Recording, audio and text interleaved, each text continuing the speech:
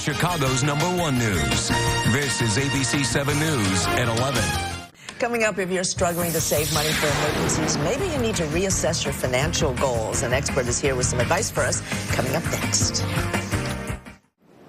Hard to believe, but half of 2013 is already behind us. Now, at this time, corporations usually take the time to assess their finances so far for the year. So it's also a good time to do the same thing with our personal finances. So what financial goals have you set for the rest of the year? Have you set any? Also, are you meeting the ones that you did promise yourself earlier this year? Joining us with some advice is Cliff Morgan. He's from Strategic Wealth Management, and nice to see you once again. Great, we talked about setting goals. Is it too late to decide I need to set some financial goals? It's never too late. Okay. And the best time to start is obviously now, if you haven't said anything yet. So if you said something in January, let's do a checkup on it. If you haven't, now is a great time to get started on it. All right, so what kinds of financial goals? Savings first? Or? Yeah, you've got to have some money in the bank account, right?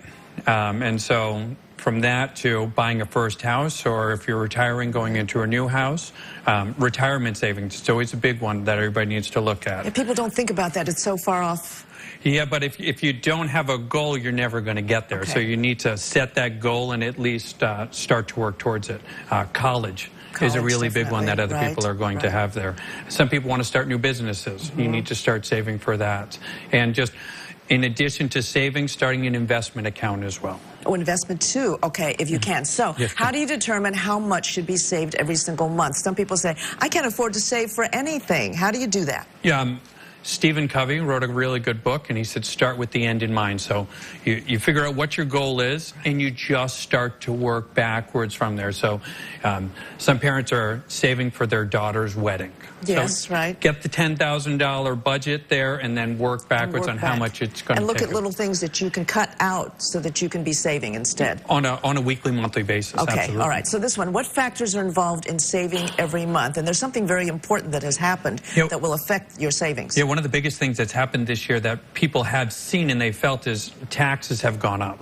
And though it might not be just on the federal part of it, Social Security amount, the amount that we have to put into FICA, Medicare, Medicaid, it's shrinking what we get on a paycheck on a monthly basis. So that's something that you need to work into the numbers. So maybe for a few months you can't save as much as you originally had thought you could.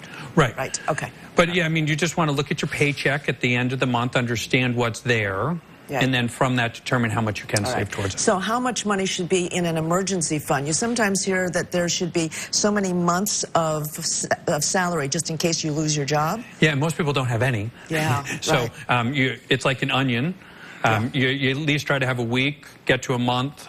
3 to 6 months is how much that most people should try to have in cash in a savings account before they would actually start saving for other things. Wow, up to 6 months? Yeah, 3 to 6 months is going to be your average that you should have. And during the downturn, a lot of people experienced that and knew that that was very valuable, right? It was to save that much more. So if you have the money to invest, if you've put money into an investment account, where should you be investing for a bigger return? Now, see, this tough question, it depends. Yeah. Because some people are going to look at it and they need to have so much safety.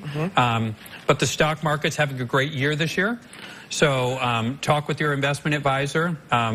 We're up about double digits this year, so find a good, comfortable place, knowing that you can lose, but you can still earn a lot. Okay, all right. So that we just touched the top of that, just the top of that. So if you have any specific financial questions for Cliff, he is available to answer them. We've put his contact information. That's on our website at abc7chicago.com. And look for that posting when you click it on the See It on TV tab. Thanks very much for your advice. Thank you. And we'll be right back.